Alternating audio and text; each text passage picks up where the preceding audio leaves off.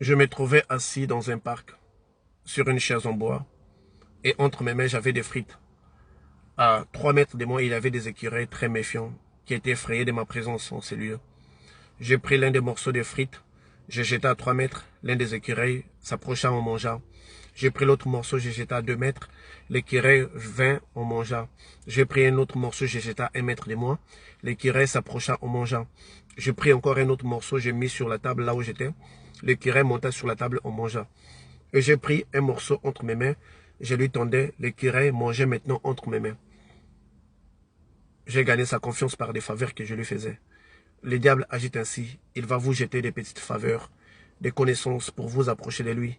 Il va utiliser l'astrologie, la cartomancie, la divination, la magie pour vous approcher de lui. Une fois qu'il serait rassuré que vous êtes entre ses mains, c'est en ce moment-là qu'il va vous détruire. Le diable ne vous détruira jamais s'il n'est pas rassuré que vous êtes entre ses saintes mains, entre ses mains plutôt. Les initiations données dans la magie ou dans d'autres sciences sont là juste un moyen pour vous rapprocher de lui. Donc, le diable va utiliser cette connaissance-là, la divination et ainsi autres. Et pendant que vous évoluerez dans la magie ou dans d'autres voies occultes, on vous demanderait de lâcher prise, donc l'abandon, s'abandonner au maître.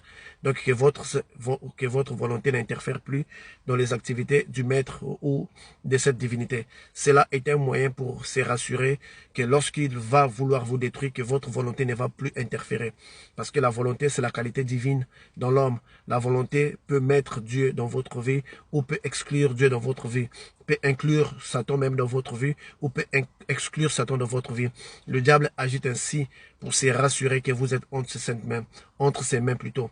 Il va vous jeter des faveurs, il va vous jeter des connaissances pour vous rapprocher de lui. La Bible nous dit dans le livre d'Ésaïe 47, 13, il nous dit, tu t'es fatigué à force de consulter qu'il s'élève, donc c'est qu'il te sauve. Qu'il te sauve, ceux qui connaissent le ciel, qui observent les astres et qui annoncent, et d'après les nouvelles lunes, ce qui doit arriver. Donc la Bible nous dit, si quelqu'un va et consulte l'astrologie, il consulte la magie, la divination ainsi que autres, Dieu ne le sauve plus.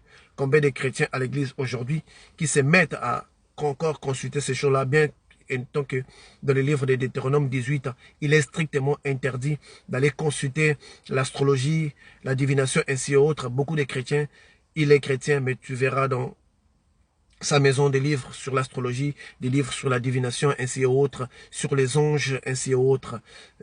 Dieu dit, si tu agites ainsi, il ne te sauvera pas. Voici l'une des raisons qui fait que Dieu n'intervienne pas dans le combat de plusieurs chrétiens. Que Dieu vous bénisse. Merci.